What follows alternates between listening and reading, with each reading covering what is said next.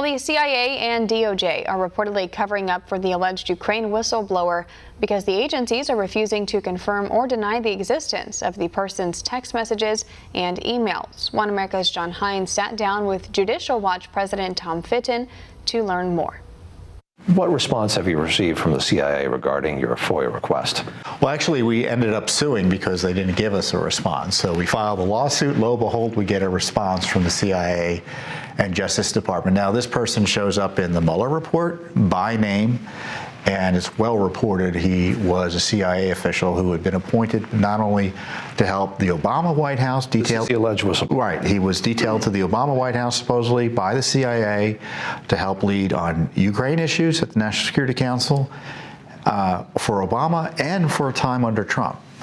So he was involved in a lot of Ukraine issues, including meetings with some of those folks who have been implicated in targeting Trump out of Ukraine.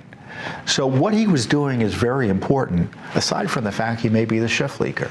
So we finally get a response from the CIA and the Justice Department, and the CIA tells us they can't confirm or deny the existence of the records. John, it's disturbing to see that the CIA and the Justice Department are covering up the actions of their agencies in the impeachment of the President of the United States in terms of abuses that may have taken place that bring him down. And so rather than continue the cover-up, I would hope they'd be on the side of accountability, but now we're fighting them in court. Cover-up, that seems kind of strong language. Are you sure you use that language? Well, you know, when there's a man whose name is in a Mueller, in a government report, and they don't want to give us one document on it, when it's well known within Washington, D.C., that this person was assigned to the two White Houses on Ukraine policy, and the CIA pretends they can't tell us anything about what he was up to, how else would you describe that but as a cover-up?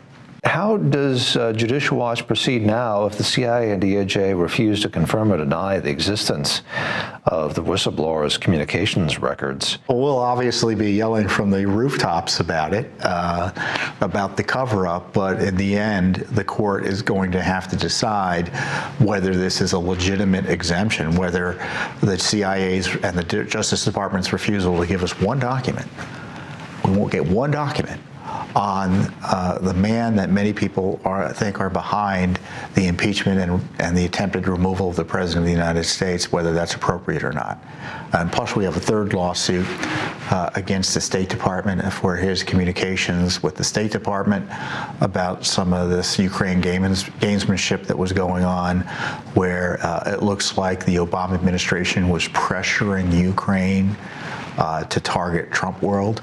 Pressuring Ukraine to target. Right. So if it looks like he was involved in that in terms of meetings at the White House, certainly the visitor logs suggest he was meeting with some of the key players there. So this is a pretty comprehensive investigation, and you know, there's got to be accountability. You have taken great pains not to mention the name of the alleged whistleblower. Can I ask you, why is that? Well, if this video were to appear on YouTube and Facebook, we wouldn't know anything about this story, because Facebook and YouTube and Instagram have caved into pressure from government officials like Adam Schiff and are covering up the name of a government official who was involved in one of the biggest corruption scandals in American history, Russiagate, Ukraine, and the coup attack against the president. This is one of the greatest censorship issues in American history. Millions of Americans have faced this suppression and censorship as well. So this impeachment, this coup attack on the president, the damage continues in terms of its assault on our constitutional freedoms.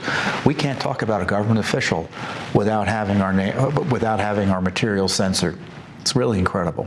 Tom Fitton, President of Judicial Watch, thank you for talking to us on One American News. You're welcome.